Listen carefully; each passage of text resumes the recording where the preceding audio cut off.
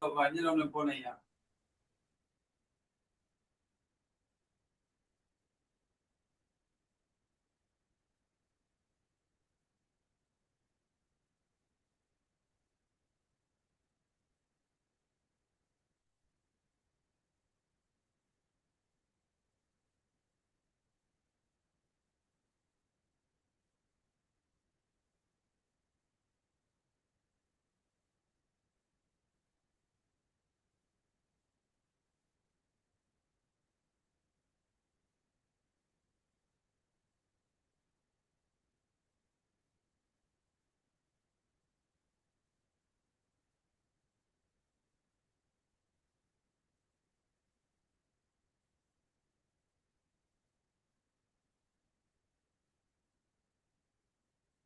Hello, John. How are you? Can you hear me? Go bem. Entre.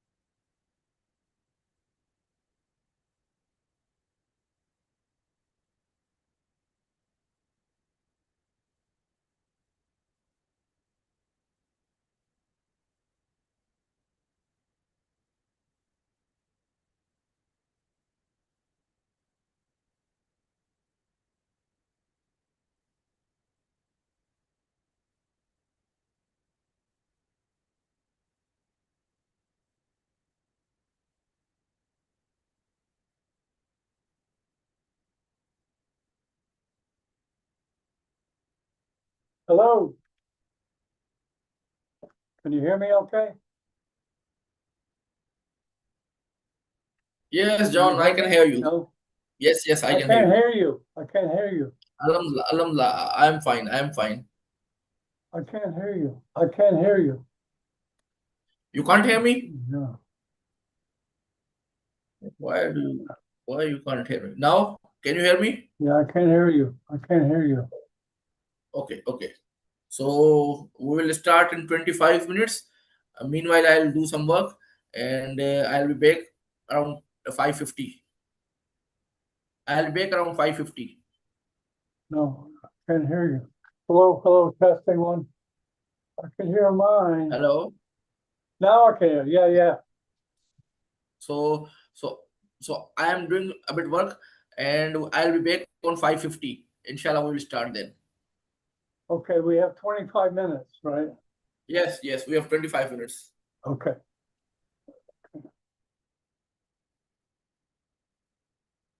I gotta do some hosting here. Hmm.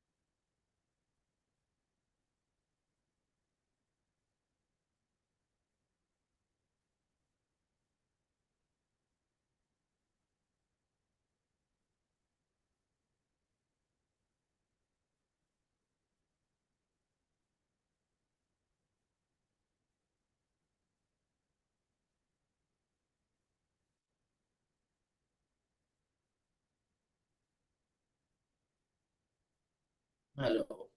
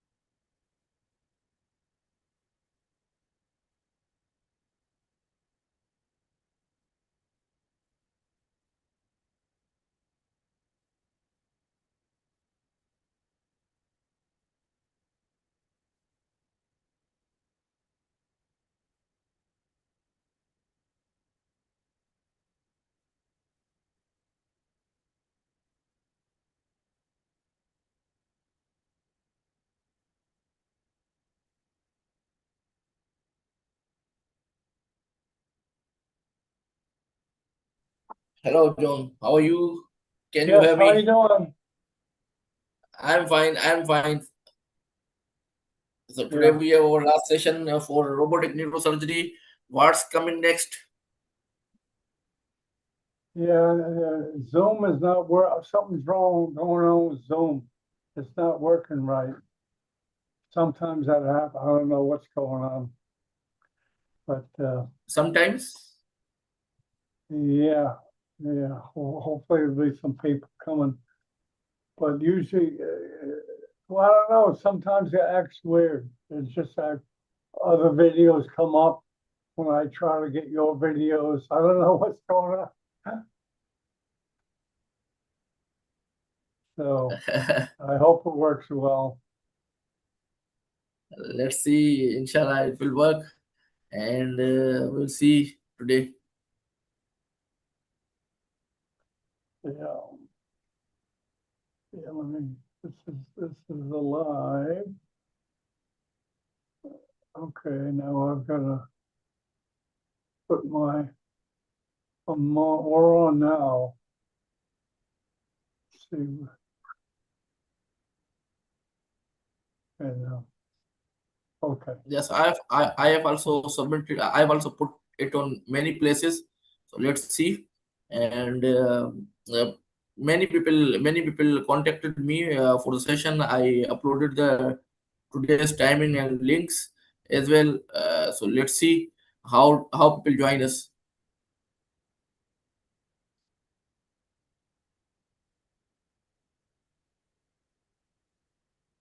hmm.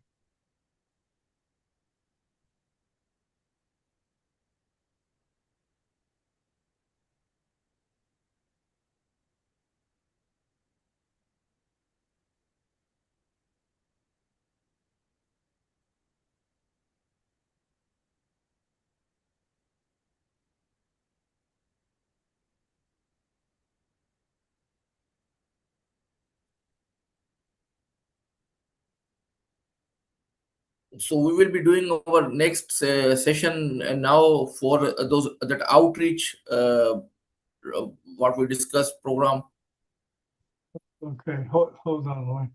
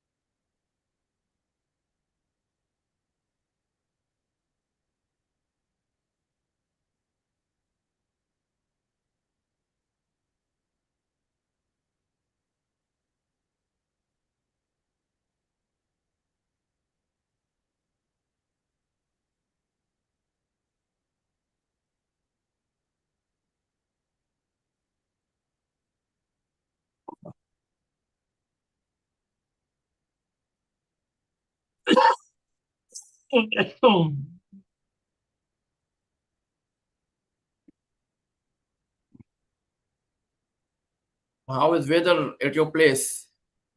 I'm sorry. How is weather at your place? How's the weather? The weather's sunny today. It's very It's hot nice. in our It's nice. region. Yeah, it can It's get so hot hot. in our Yeah, it region. hasn't got hot yet, but it can get really hot. It's one of the hottest places Yes, I've been in the world. yes. It's around 45, 50, in between 45 and 50 degrees Celsius It's still here there. in I mean, Pakistan. it's hot there too, right? Yes. So we are 3 minutes short. And to start,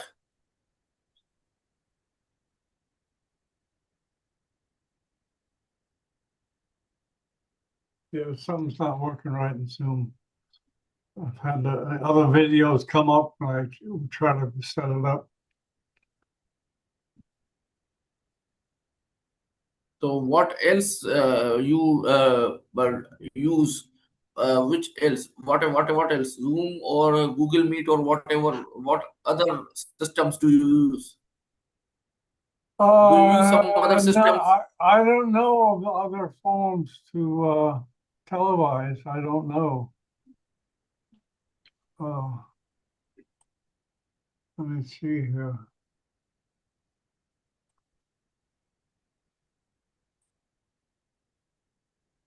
You saw my ads, right? Yes, I saw your ads. I got information from there. Okay, good. Good. I use link from there. Oh, okay, good. So you, uh, okay, yeah, yeah. You, yeah. Where do you get it from? LinkedIn or Facebook, WhatsApp, or how do you get it? I saw today on Facebook, but routinely I use Facebook a lot. That's why most of times on different neurosurgery groups I saw the links. फिलहाल भी हो.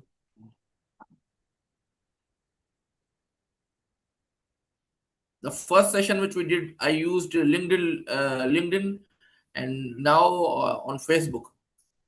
Because Facebook is very common among people. Okay.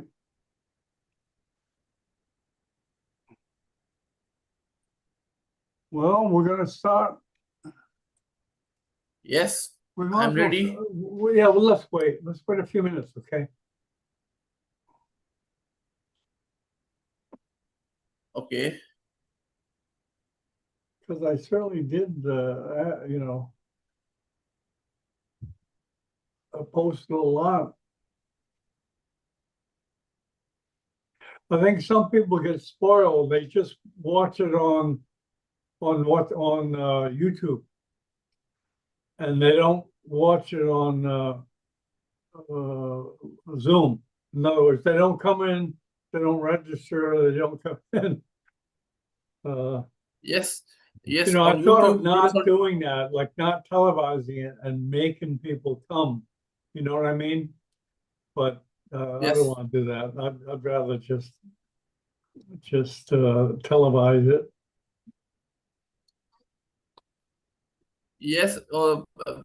On YouTube, many people used to see it afterwards. Yeah, but some people, they know I televise it live on YouTube, so they don't have to register. They don't have to go into Zoom. They can just watch it. You know, I think Yes, that may be what some people do. okay. Because I know it's an interesting topic. I know it. I know it's. Um, I know that people want to see it. Stuff like robotics, they just want to see it. So, Uh, there is resistance initially, but within next few years, I think people will realize that the things are much more moving fastly or and rapidly, and things are changing. And now with endoscopes, robots are coming, and the world is moving towards teleoperations. Um, like in neurosurgery, I recently read Chinese a Chinese professor started, and he performed some 3,000 kilometers away tele operation. So with this, things will definitely change, and everybody had to adopt the changes. These changes are for the humans to minimize the errors. This is what we are discussing for last 2 3 weeks. That the robotics helps us to minimize errors. They are not replacing us, but we have to adopt them. okay. Okay, let's just start. Okay, because people are watching on YouTube. Okay, Okay. 10, 9, 8, 7, 6, 5, 4. Hold on, live stream. Hold on. I got something wrong. I got.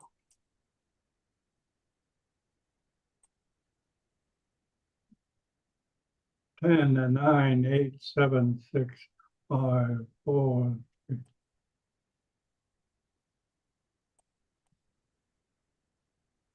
Good morning. This is Dr. John Bennett broadcasting for Neurosurgical TV. Today we have the pleasure of having Pierre Asad Aziz Qureshi, a neurosurgeon from Pakistan. He'll be doing state-of-the-art robotics in Pakistan. And we'll take it away. A lot of people are watching it on YouTube.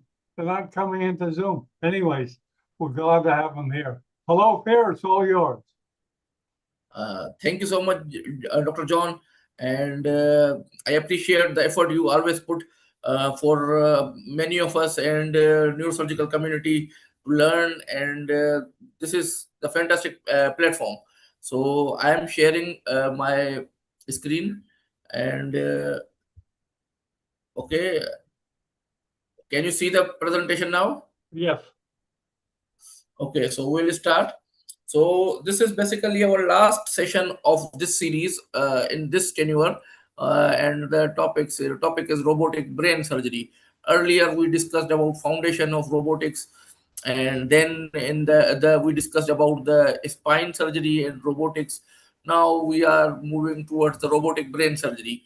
We can take it a bit long, but this series we initially thought that we should give some basic introduction, like, and so this the so topic which we selected today was robotic brain surgery, and from navigation to automation.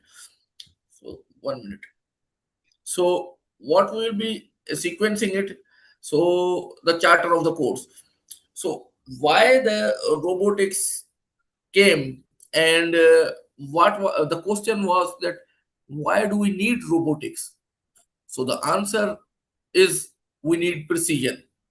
And during different complex surgeries, many times we do not reach in the corridors, and we miss anatomical landmarks, especially in the deep seated pathologies.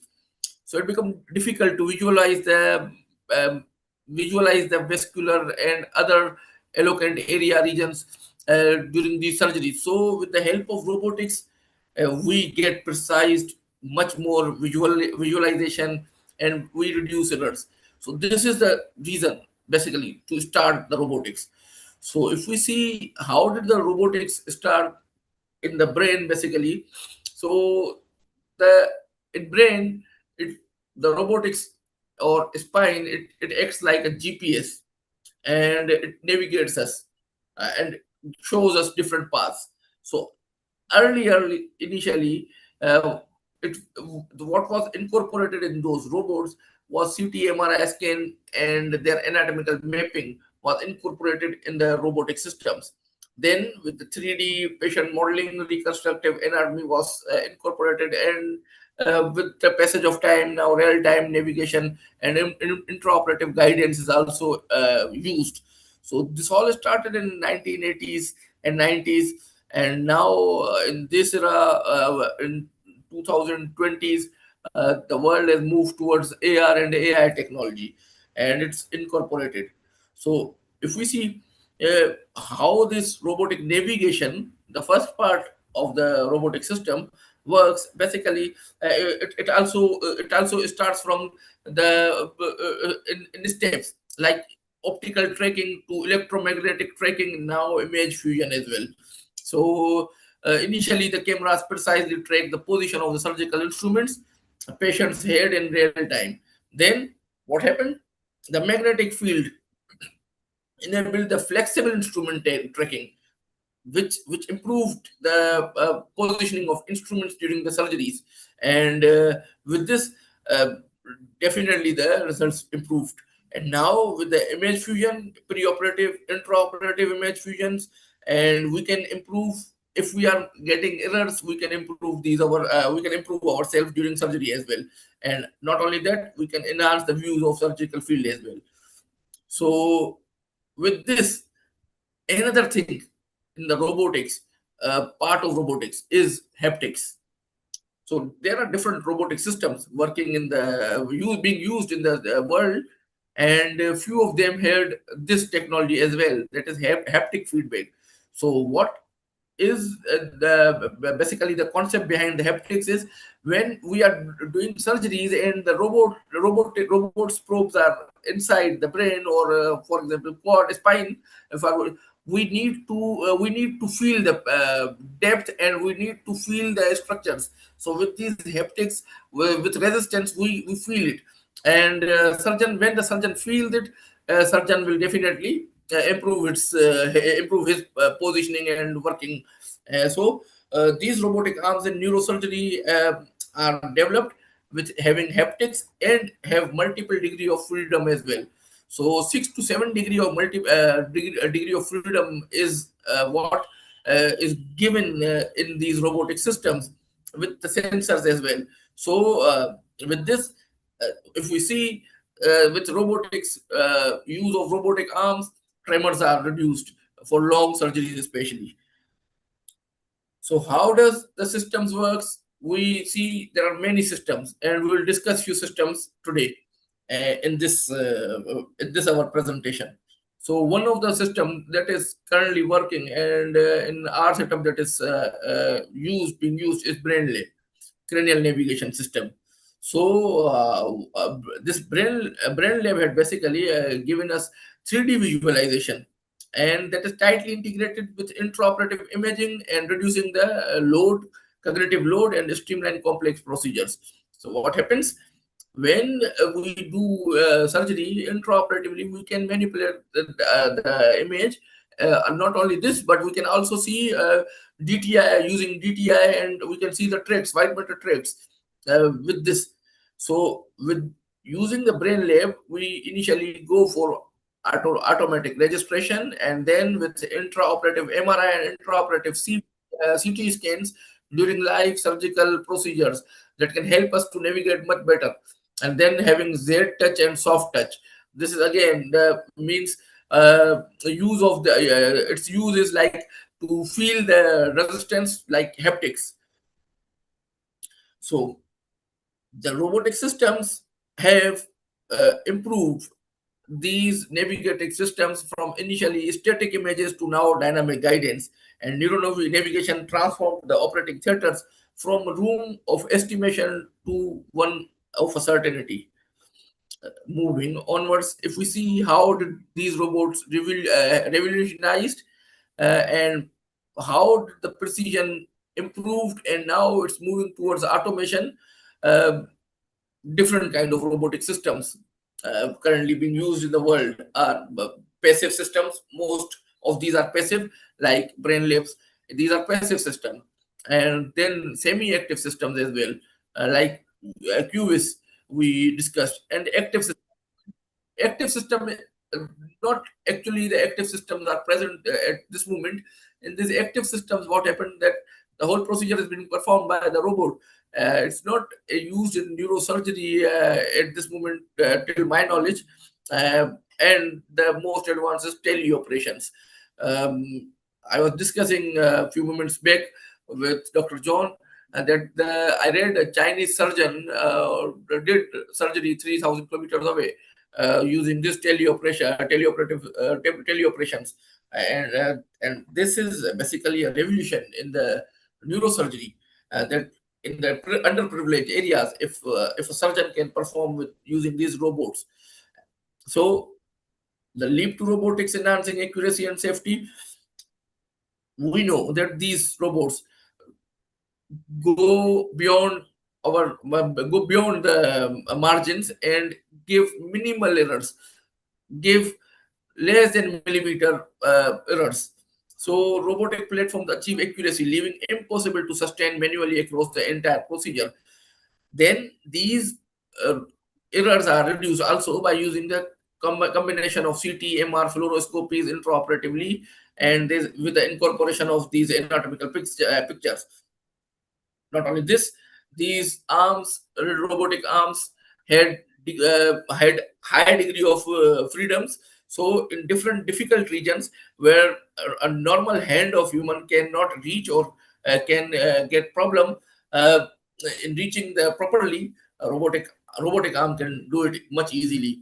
So different comparison of different robotic platform being used. Rosa Brain, Neuromed, Da Vinci, Exilus GPS, NeuroArm, and CyberKnife. These systems are being used in different part of the world. Uh, Rosa specifically is used a lot for frameless stereotaxy and stereo E, and then another GPS system, which was initially for spine, but now had developed cranial solutions as well. Along with this, if you see the presence of haptics, NeuroArm had MRI compatibility and haptics present only. Other systems doesn't have haptics. Synaptive system, which is not written in this, I'll show probably in the last video, because last time when we were starting the videos, uh, the work was being stuck. Our presentation was being stuck. So in the end, if time permits, we will see a bit of video, and I'll show you how this works. So, coming towards the second kind of robots used, ROSA. So, this ROSA system for cranial robotic platforms is used globally, and it helps basically in as in past we use stereotactic frames, big frames, and a bit bit invasive. But now with frameless systems are being used like in ROSA, and then image guided positioning of surgical instrument to sub-millimeter accuracy, and it's also used for EEGs, stereo EEGs, and electrode implantation, biopsies, DBS, and integration of we discussed preoperative MRCT angiography as well. So again, the same about ROSA. ROSA is used widely for epilepsy, movement disorders, EEGs, DBS, and biopsies.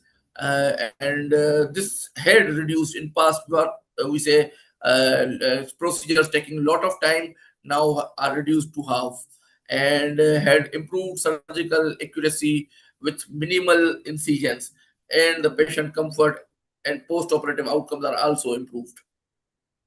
And the system, circ circ cranial system, it's part of brain lab, and it helps in basically accurately aligning. It has a software driven guidance which streamlines and registers the MRICT, and then with the help we can navigate it, and we can track it. Real-time tracking, advanced robotic alignment, maintain the sustained precision throughout the procedure. What happens? The modular guide tube assemblies and navigation ready instruments minimize the complexity. So another system is measure. The measure system is measure X is a system which is also very widely used, especially in the spine. So it has basically bone mounted design, like, and it helps in it helps in eliminating the registration drift. Also, it does fluoroscope. It incorporates with fluoroscopic guidance, real-time tracking of the X-ray integration, and during the intraoperative positioning and confirmation. Another good thing is it doesn't require any it doesn't require any dedicated robotic OR. It up already ORs which are present. It can be incorporated in that. Uh,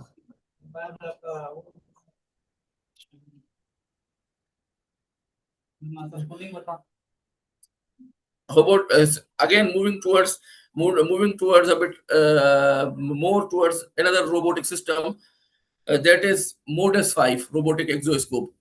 Uh, this is what we call synaptive system, and this robotic system uh, basically had an exoscope. Like in past, we use microscopes. Now exoscopes. Exoscope shows us 3D images and high definition images um, uh, in on a monitor. On a monitor, and like we do endoscopy, we see on monitors. So, but the image quality is being so good, and it also frees the surgeon to use eyepiece. It had also AI assistance as well, It has degree of movement, 6 degree freedom of degree of freedom. Its arm head, and the arm moves automatically using with different tools. Like if we can incorporate it with surgeon's vision, it can surgeon sees here and there during surgery. The arm moves here and there along with surgeon's vision. Similarly, we can use other parts as well, not like vision, but we can move with move with other systems as well. It enables seated ergonomic surgery and reduces the fatigability in on long cases. We'll see a video of it as well. Another system, XES GPS, which we discussed. It is compatible with CT, MR, CT, and intraoperative CT fluoroscopy, MR. And it tracks us real-time trajectories with safety. And initially, the system was used for spine, but now they had also made for cranial systems as well.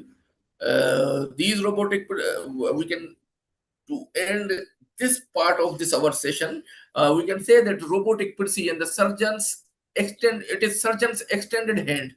Like when we do perform surgery, we had assistants. We sometimes feel that we should we may have an extra hand.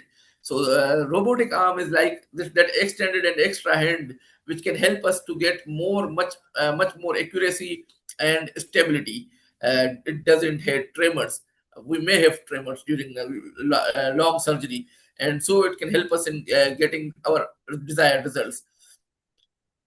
So the other part of Brain Lab we were discussing, it had three systems: LoopX, Curve, Navigation, and Circ. Circ we discussed. In LoopX, it basically helps in navigation. High resolution 2D, 3D intraoperative images are being shown on our demand by using this system. And then the curve navigation, it is very versatile, and the image guidance during surgery can help us to get more desired results. Together, these three systems form a cohesive ecosystem, ensuring accuracy, efficiency, and reduced complexity from planning through closure. So applications and advancements, if we see where the robotics have made difference, if you see the stereotactic biopsies and tumor removals, Silk robotic system, which we discussed, is used widely for cranial tumor workflows, and it helps us to get our desired results by getting accurate brain biopsies, especially used in pediatric brain biopsies. So another problem where we can use these robotic systems, is deep brain stimulation during functional neurosurgery and epilepsy. So we know that in DBS we face neurological deficit if we go a millimeter or centimeter here and there. So with robots, these errors are much more reduced, and ROSA and Circ helps us to ensure millimeter accuracy, positioning electrodes and simulators in the subcortical structures, uh, thereby improving the patient's outcome, minimizing the off-target stimulation, and reduce surgical time, which improve long-term therapeutic efficacy. To EEG during epilepsy, robotic system ROSA is widely used for this, because for this procedure, to know where the epileptic foci is generated, and this robotic system provides enhanced dexterity and repeatability and trajectory planning. It reduces the electrode placement error to sub-millimeter levels, and shorter the operative time, and it is also frameless. So enables the comprehensive scissor mapping, and with very fewer complications. One of the most advanced thing is this laser interstitial thermal therapy. So this is basically latest in the sense that this system, what it does, it directly destroys tumor or epileptic foci while preserving the healthy brain. and with very small burhole, we can do it. And this is done with real-time MR thermometry, allows the surgeons to visualize and control the tissue heating with extraordinary accuracy during this ablation procedure. Navigating the intricate landscape of the brain, if we say yes, it does, the robots does that. And every millimeter matters. Robotic trajectory planning, the charts, and the safest possible paths which they gave us, or we choose with the help of robots through the brain's most delicate architecture, we achieve this. What is the future of this automated neurosurgery? Our topic's sub theme was from navigation to automation. So we are moving towards automation, and navigation is being done in past and now, but now the world is moving ahead. So AI is incorporated in, and with the help of AI, surgical planning is moved towards full automation. Uh, AI is poised to autonomous generate personalized surgical plans, analyzing the imaging data, patient history, and outcome reports to optimize every decision before surgeon enters the room. And then another thing that is the part of future automation is flexible robotic arms and endoscopes holding the robotic arms. And these robots hold the endoscopes, and with the flexible arms we feel that where we need to move in a corridor, small corridors, we can move it very flexibly. And during endoscopic surgeries and during different like skull based surgeries, we can get it increases the dexterity through the articulating articulation, snake like arm designs. Endoscope holds the robot and eliminates the hand tremor and fatigue, broadening the indication of minimal invasive cranial procedures. Then, if we see how these technologies are incorporating and what are the advancements, basically, we discuss AI and then augmented reality, uh, and then the advanced imagings. These are being incorporated. So, smarter surgery and less trauma and better outcomes can be achieved through robotics. The continued evolution of intelligent, minimal invasive neurosurgery keeps the patient at the center of every innovation, reducing the recovery time, cognitive disruption, and surgical risk. So, what we think of autonomous surgeon, a glimpse into tomorrow, advanced AI, robotics, real-time sensing converge to create a surgical system that can adopt and act unprecedented intelligence. But what are the challenges to achieve this path? Cost and accessibility. We know that these robots are very expensive, especially for countries like ours, low middle income countries, and the cost is so much. Then their software licensing and upgrades, it also costs a lot, and the accessibility is very limited. In very few regions, these robots are present. Then another problem and challenge is training and skill development. The as the systems are low, are few, possibilities of training is also less. Then if we see the simulation centers, these are not so much present, and the simulation based training should be learned. The training curve increases. So these both factors uh, are hurdles in this robotics. Uh, and continuous education to keep the pace with rapid evolving platforms. But case studies like in DBS, Ohadi et al. Described that the error is reduced to pooled mean radial error is 1.04 millimeter and accuracy comparable to frame-based stereotactic DBS. And there were no increase in complications, and procedure time was also reduced than conventional. Uh, then, if we see regarding the stereotactic biopsies, um, Eldon Nesri et al. In Egyptian journal on his article described that the brain biopsies demand pinpoint accuracy, and these are achieved through robotics much more easily. And robotic hold the position without fatigue, reduced passes needed, or lowering the complication risk.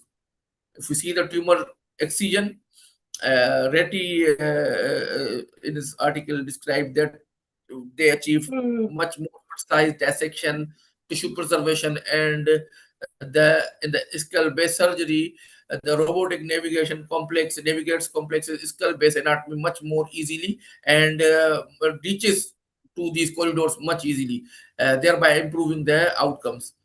So these robotics are transforming the lives through precision. From diagnosis in past to resection, robotic guidance closes the gap between what was possible and what is now achievable. The last part of this robotics brain surgery is this human involvement. We should understand this, that we are not being replaced by robots. Robot is a machine that is operated by a surgeon, and if we are good enough to use these robots, we can get good results. And that's basically we should incorporate robot and a surgeon should incorporate together to get much more patients benefits and results. So robotic systems are sophisticated tools, not replacements for surgical judgment, experience, and human connections. They amplify what a skilled surgeon can achieve with greater reach, unwavering stability, and data-informed precision that no human hand alone can sustain across multi-hour procedure. Surgical planning, critical decision making can be helped through these robots. Robot execute trajectories which surgeon feel difficult, and surgeon interpret that meaning, these trajectories meaning. The surgeon remains legally, ethically, and clinically accountable. This is most important. That regarding ethics, if we see, uh, robot is a machine, it follows what we say. So at the end of the day, surgeon is accountable for all the procedure. The most effective robotic neurosurgery suits are those where human and machine each do what they do best and trust each other to do it. And UPMC uses robotic system ROSA, and according to them, the robot does not insert the electrodes or do anything directly to the patient, but it provides a surgeon with a roadmap showing exactly where to go and how to reach safely. So, with this line, we can understand that these systems can help us, but they cannot do it themselves, at least not at this moment. And surgeon contributes in clinical judgment, adaptive decision making, and tissue handling and patient report, while the robot gives sub-millimeter accuracy and fatigue-free stability, repeatable positioning, and real-time feedbacks. They're saying that the art and science of neurosurgery amplified where human expertise meet the robotic precision. The best outcomes emerge not from choosing one over another, but from combination of both at the highest expression. What is road ahead? Innovation, integration, shaping tomorrow in tomorrow's neurosurgery. Systems like LoopX deliver high-resolution 3D scans in the sterile field, enabling real-time anatomical verification at the point during the procedure without moving the patient. Haptic feedbacks that allow the robotic arms. Then, if we see Circ system had swappable guide tubes, assembling the instrument interfaces, adapting to different cranial procedures without replacing the entire system. Broadly, if we see, a single platform increases and serves the tumor, functional, epilepsy, vascular indications as well, reducing the need of multiple dedicated systems. The most important part and the most interesting part is augmented reality. With augmented reality incorporated in these robotic system, a surgeon wearing these such glasses can see when during the surgery, and can see and move the tumor. For example, if he's doing, he can move tumor here and there, by visualizing, that is augmented reality, and see the critical structures nearby the vascular vessels or any other eloquent region. So AR projects the surgical plan and instrument trajectories, critical structures and boundaries directly into surgeon's field, and with spatial awareness of depth, angle, proximity to critical structures. This is so important that when we see by rotating tumor, and we see like edema present and compressing the structures, important white matter tracts during surgery, and we save them, our results improve so much. So if we see the drive toward the intelligent minimal invasive surgery, from robotic assistance towards today precise tool guidance to AI augmented planning, then adaptive autonomous execution to intelligent neurosurgical system. This is a roller coaster like, but it's moving towards moving ahead and in the proper direction. The evolution of robotic system and AI is not linear. That's what we said. But it's accelerating. The most important thing is the goal remains constant: treatment that are safer, more effective, and less disruptive to the patient's life, body, and recovery. Intelligent, integrative, transformative is the new future of neurosurgery, converging the AI, robotics, augmented reality, and advanced imaging into single seamless system. One that thinks alongside the surgeon, acts with extraordinary precision. To conclude, a new frontier in brain surgery is robotics, which has reshaped the precision, driven the safety to unimaginable in past, and the journey is continuing from charting the brain's geography to automating its treatment. And neurosurgery's most remarkable chapter is still being written on. And in future, hopefully, with tele operations and more augmented reality, it will improve more. So this was all about brief and summarized what we say about robotic brain surgery. We invite you on WFNS collaborated virtual symposium robotic spine surgery, that is also collaborated with Neurosurgery TV, and it will be broadcasted in Neurosurgical TV in September 14 to 60. We request all to join us as it's virtual. So we have omitted what was possible previously, that to get tickets and reach and different areas, and also like we face such financial issues in LMICs also, with wars everywhere in the world. It's difficult to move here and there, but we can do it virtually. So the concept was for that. So request is for everybody to join us to make it more and more good, and help us to collaborate each other. Thank you so much. Any questions? Okay, very good. Thank you for being so dedicated, and let me get this. Yeah, let me stop sharing. Hold on. Stop sharing.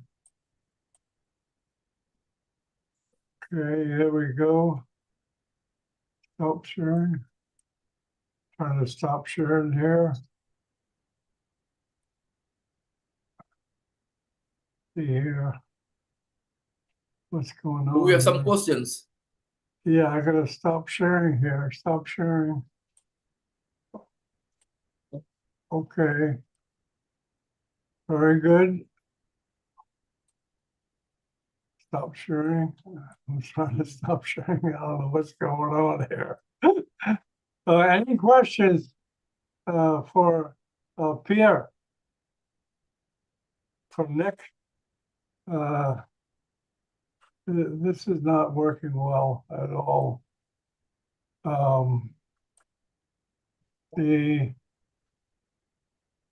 Okay. So are you doing a lot of robotics?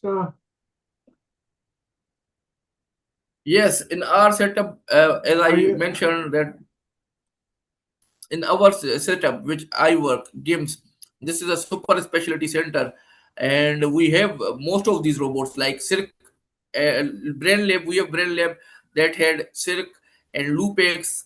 These all are already present there. And now endofix for skull-based surgery, we achieved that as well, and QS for robotic spine. So we are doing nearly every kind of robotic surgery by using different systems. Me more focused on spine, and my counterpart, Dr. Amjad, is more towards doing brain surgeries. I used to go there because I do vascular neurosurgery, so I focus more on that. But he's more doing on brain basically, and I'm doing more on spine. Okay. Okay, okay, I got that. Yeah, I was on, Nick, are you still there? Yes, I am there. Yeah, I'm just seeing Nick is here. I want to see, because you know, it's a new thing for a lot of docs, right? The robotics, is that your impression, Pia? It's a new thing, obviously, for a lot of people. It's basically, it's not new. It was already being performed in the modern world, what we say, but in our low middle income countries, it's a newer thing. Like for example, if we see in Pakistan, uh, after our center, Aachen, and one institute at Lahore, means in Pakistan, whole Pakistan, we have only 3 centers doing robotics, uh, neurosurgery, robotic neurosurgery. I am talking about. Right. That is far less. So this system is a bit newer, but in the world has moved so ahead from us. Yeah, it must have been tough when you first started because it was new. You probably had to prove a lot to your hospital administrators that it was worth it, right? Yes, Did you yes. spend a lot of Our time doing administrative that, like with the hospital administration? Would you spend a lot of time convincing them that way that it works? This is Definitely. To convince our director, it's a bit kind more hard work, and then he had some good links in our government that he gets budget for this super specialty center in Pakistan. This is the only super specialty center, largest. So to develop not only robotics in our setup, as I told in our foundation part, that we are doing transplant surgeries. Most of the transplants, nearly every kind of transplant that is being performed in the world, is being done in our setup, in our really? center, which I work. Yes, and it's only center where like renal, bone marrow, corneal, and cochlear implants, and liver transplants, and heart and lung transplants all are being done. Uh, and then if we Really, see in robotics, transplants, but in neurosurgery, do you do much transplanting? In neurosurgery, you don't do much neurosurgery, transplant. we can implant nerves a bit at this Oh, moment, no. but Okay, transplanting, like um, nerve grafts. yes, I do it. Nerve Yeah. grafting, I do it. I do peripheral nerve surgery, and we do that. Okay. Yeah. So Recently I am working on as I've done my PhD coursework, and I'm working on my research project is basically on nano neurosurgery. This is another very good frontier, and in the near future, um, like nano robots, we can achieve much more desired results. Like a robot, we are seeing and reading the things that nano robot is incorporated in the blood vessel. It goes and eats the cholesterol and freeze the vessels. So like this, so this technology is, I'm working on it, and let's see. Hopefully, inshallah, I'll try to get something good out of it as well. yeah. Okay. Well, very good. So you have the day off. You're operating it all today. Thank you. You have the day off. Or I you're was operating. operating? I was operating in the morning. But at this moment, this is usually during this time I used to go at my clinic. Here in Pakistan, we do private practice. So Okay. I am sitting in my clinic, and in the morning I used to perform surgeries. I did surgeries in the morning, then I came here. Okay, okay, yeah, here things are slow on Saturday. And most surgeons take it off, but appreciate it for spending the time. Next time we'll get more people. Okay, but Thank you so much. Thank you so much. yeah, okay, Hopefully we'll get more people by time, and people used to see on YouTube things easily. That's why I think that they do not come on Zoom live programs. They easily get the things. That's why this is the main reason, one reason. But it's okay. Even then, it's okay. I see it like we are playing our part, and we are giving information. We are learning by seeing such programs. And again, I really appreciate that the effort you put in. When I started my training, the neurosurgical TV, I was amazed, because this system had given in low middle income countries, it has helped us so much to learn from these different webinars. It's very easy for us to get things which we used to lack, learn and lack. well, we could have, I mean, obviously it's a field that has a lot of new stuff, so maybe you can do some more the next time. Yes, Next time yes, we will do it, inshallah. I'll try to arrange it better. I'll try to arrange it Yes, better. Uh, I will definitely communicate with you on our different platforms, and then we will discuss, and then we will inshallah bring something new in very short time, hopefully. yeah, you definitely, we'll get it better prepared. But it's a new field, there's a lot to discover, and I appreciate it. So, okay, we'll probably see you next Thank you so much. Saturday. Thank you so We'll much. be talking online, okay? Inshallah, inshallah. Okay. Thank you so much. Thank you, inshallah. Thank you. Thank you. Bye-bye. Jazak, jazak, jazak. Allah Hafiz. Okay, I'm gonna stop recording.